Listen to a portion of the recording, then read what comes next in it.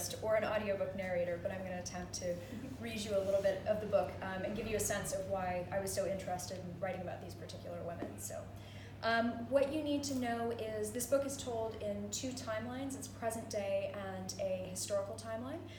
The historical timeline takes place in 1941, and the present-day character has discovered the diary of the character from 1941, and she's trying to figure out who this woman is because there's no real information about her. There's a photograph with some initials, but nothing really that would give an indication of her identity.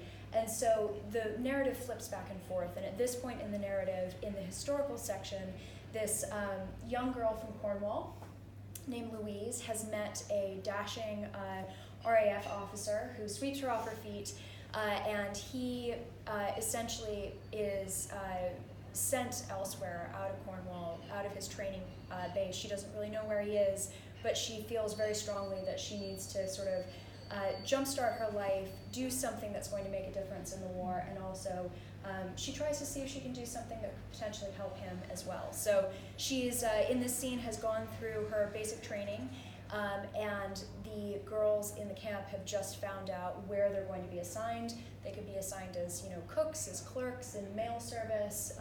They'd be sort of all over the place. So she and the women who have been identified with her have been told to hold back. They haven't been given their assignments yet, and this is their moment when they realize what it is that they're actually going to be assigned to. So here goes. A metal door at the back of the hall was pulled open, and a tall man in a stiff peaked cap marched to join Corporal Clovis. "Are these them?" he asked. Corporal Clovis nodded and handed him the clipboard. "All 6 of them, sir." "Ladies, I'm Brigadier Melchin, and I have the privilege of overseeing one of the Royal Artillery's great experiments during this war." The way he said privilege made Louise suspicious of just how much of an honor he really considered it. "General Sir Frederick Pyle has gotten his way, and moving forward, we are to have mixed anti-aircraft batteries trained and in operation by the end of the summer. Naturally, women won't be permitted to fire. That will be done by a male gunner.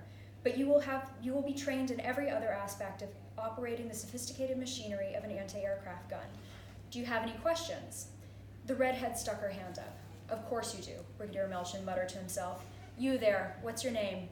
"Volunteer Charlotte Wilkes, sir," said the woman with a crisp salute. Melchin huffed.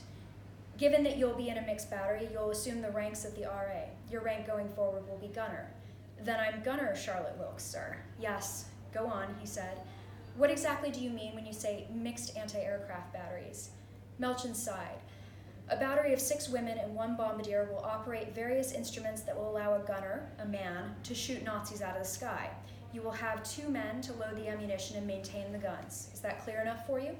"Crystal, sir," said Gunner Charlotte Wilkes with a smile. Louise and the other girls all looked around. Anti-aircraft? That hadn't been one of the assignments they'd been told about. "Any more questions?" Melchin asked. "Yes, sir, if I might," asked a beautiful brunette who had been with E-Barracks. "Name?" "Gunner Vera Garson." He squinted at her. "Any relation to Major General Garson?" "Yes, sir, he's my uncle." Melchin straightened his shoulders noticeably. "Go on, Gunner Garson." "Why us?" "Your examination results identified you as some of the brightest in the ATS. You'll go to Oswestry for additional training to hone your natural aptitude. Don't think this will be easy.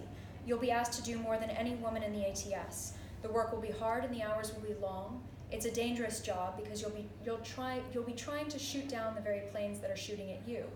Anyone who isn't willing to take that risk should say so now, and Corporal Clovis will see to it that you're reassigned." The room fell silent, each of the women refusing to flinch. It would be dangerous, yes, but what they would do would matter. They wouldn't just be support staff confined to the administrative side of bases. They would be helping to shoot down the Luftwaffe planes and keep the people of Britain safe. They would be keeping pilots, like Paul, safe. "Then, ladies, I would suggest you look around," Melchin barked. "These are the women who you'll be living with and training with. There are some people who think women will faint away at the moment the first gun is shot. I would advise you to do your very best to prove them wrong.